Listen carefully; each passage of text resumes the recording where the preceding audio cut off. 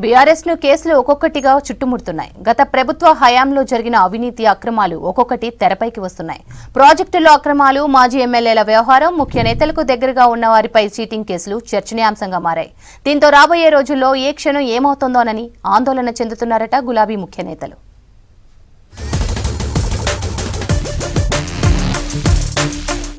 రాష్ట్రంలో కాంగ్రెస్ పాలన ముందుకెళ్తున్న కొద్దీ గత ప్రభుత్వ బీఆర్ఎస్ అవినీతి అక్రమాలు ఒక్కొక్కటి బయటపడుతున్నాయి.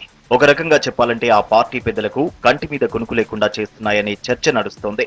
ఇప్పటికే కాళేశ్వరం, మేడిగడ్డలు అక్రమాల పేరుతో అధికార పార్టీ సాక్ష్యాలతో సహా బయటపెడుతోంది.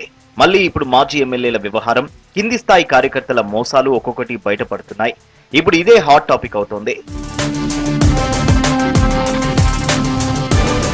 గత ప్రభుత్వంపై వస్తున్న అక్రమాల ఆరోపణలపై కొత్త ప్రభుత్వం కాంగ్రెస్ విచారణలు మొదలుపెట్టింది. ఇప్పటికే కాళేశ్వరం ప్రాజెక్టుపై విజిలెన్స్ విచారణ కొనసాగుతోంది.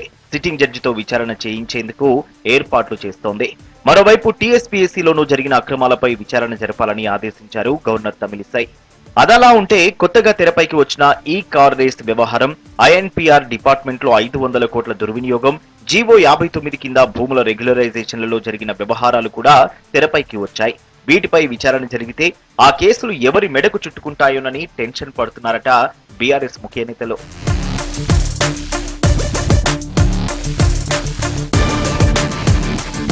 అవి అలా ఉంటే మాజీ మంత్రి కేటీఆర్ కు దగ్గరగా ఉండే కార్యకర్త చీటింగ్ కేసులో అరెస్ట్ అవ్వడం కలకలం రేపుతోంది. నిన్న మొన్నటి వరకు తెలంగాణ భవన్ లో కేటీఆర్ ఛాంబర్ లో హల్చల్ చేసిన వ్యక్తి మధ్యాహ్నం భోజన పథకం ఇప్పిస్తానని 5 కోట్లు తీసుకుని మోసం చేశాడు. దీంతో అరవింద్ ను పోలీసులు అరెస్ట్ చేశారు. కేటీఆర్ తో సన్నిహితంగా ఉన్న ఫోటోలు సోషల్ మీడియాలో హల్చల్ చేస్తున్నాయి. ఇది పార్టీకి ఇబ్బందికరంగా మారింది. నెల రోజుల్లోనే ఇన్ని బయటపడితే ఇంకా రాబోయే రోజుల్లో ఏ కేసుల్లో బండారం బయటపడుతుందోనని ఆందోళన చెందుతున్నారట గులాబీ పార్టీ ముఖ్య నేతలు.